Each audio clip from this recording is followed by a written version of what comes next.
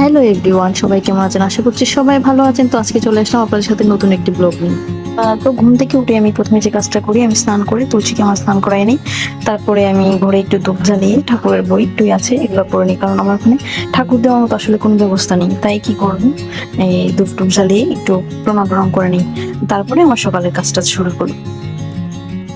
এখন আমি রান্নাঘরে চলে যাব। এই যে আমি চা বানাইলাম, চা খেয়ে তারপরে রান্না বান্না শুরু করবো। তো চা করতে করতে আমার হাজবেন্ড বলতেছে যে আজকে নাকি ওর জন্য আমরা খিচুড়ি রান্না করতে হবে। এই গরমে খিচুড়ি মানে ভাবা যায়? তো কি করা, যেহেতু ওনার মন চেয়েছে রান্না তো করতে হবে। সবকিছু আমি রেডি করে নিচ্ছি। তো সবকিছু রেডি করে এদিকে আমি খিচুড়িটা বসিয়ে দিয়েছি, আর এইদিকে চুলায় আমি পটল ভাজি করব। সেই জন্য আমি যে পটলগুলো আগে ভেজে নিচ্ছি, সাথে থাকবে মিষ্টি কুমড়া,